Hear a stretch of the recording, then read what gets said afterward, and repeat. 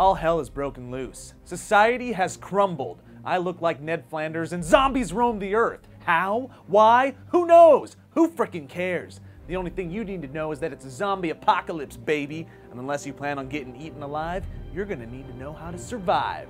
Don't panic. We're gonna teach you everything you need to know. This is Epic How To!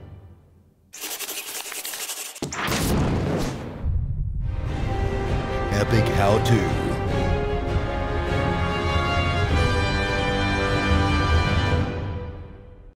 To survive a potential zombie apocalypse, you need to be in great shape. If you get winded running a mile, you're gonna get your butt bit. Build up your cardio since the majority of your day will be running from zombies. Train in parkour, which can help you quickly navigate a hazardous or obstacle-ridden environment. Have an escape route for your home when the zombies inevitably break in. You'll want 2 separate meeting locations for your family if you get separated in the chaos.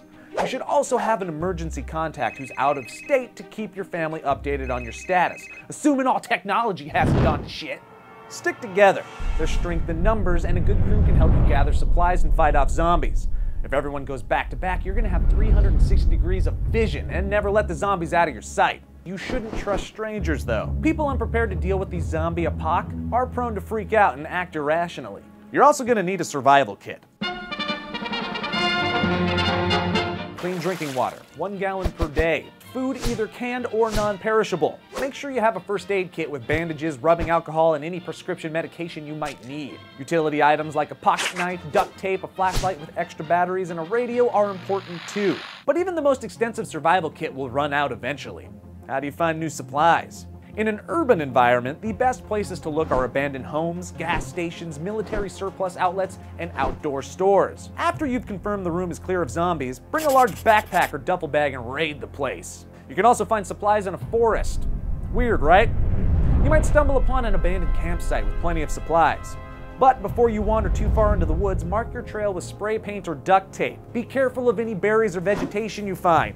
Unless you know for sure they're not poison, don't eat anything. The human body can only go a few days without water. The easiest way to get water in the zombie apocalypse is from sealed water bottles. But if you can't find those, catch rainwater in an empty bottle. You don't even need to purify it before you drink it. In a cold climate, melted snow or ice works great too. Are you somewhere that doesn't get any rain? Raid hot water tanks and water from toilet basins. And please, remember that it's the top part of the toilet, not the bottom part. Top part, not the bottom part. Shit, there's a zombie. It took too long. But before you drink that water, you're gonna need to purify it. Bring the water to a boil for a minute and it should be safe to drink. If you don't have access to fire, find some plain chlorine bleach and mix in 8 drops per gallon of water.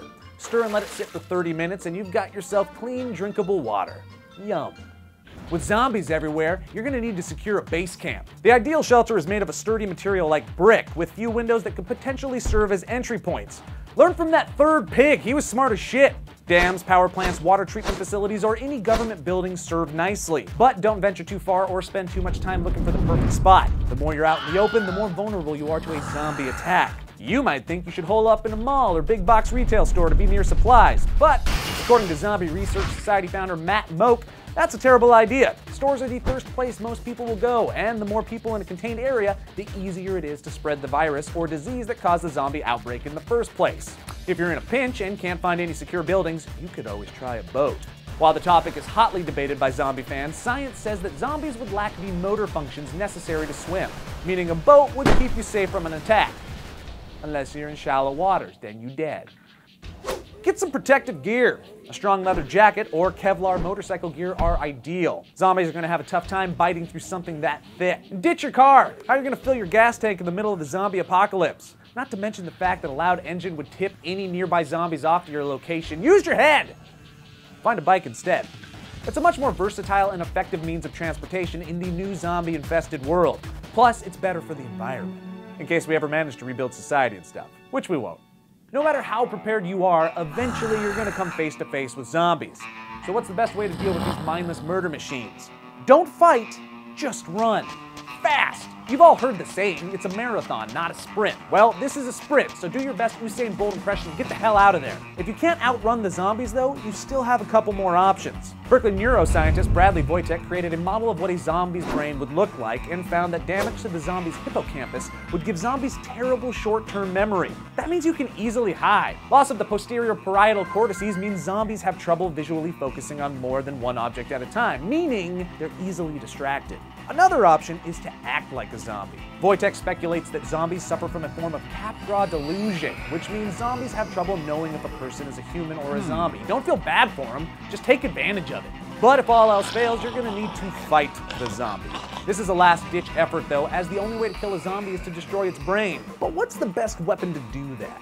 Before you reach for a shotgun or a chainsaw, try a baseball bat or sword on for size. These melee weapons are basically silent and won't attract attention from any other nearby deadites. Or zombies. What are we calling them in our apocalypse? Plus, they can't run out of ammo or fuel and don't require any training to use effectively. Just use your arms. Here's another thing to consider. Don't think your years of playing video games will help you score headshots.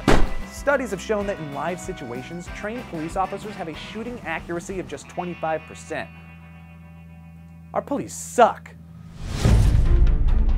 Alright, you're in good shape to stay alive in the zombie apocalypse. Now just follow my advice for the rest of your life and you're gonna be good to go. Man, a world overrun by zombies is a lot less cooler than I thought it would be. Anyways, you know the drill. Send us more suggestions in the comments down below, and until the next time, I'm Joe Bereta. Bye. Let us know what topic you guys think we should break down next in the comments below, and don't forget to subscribe.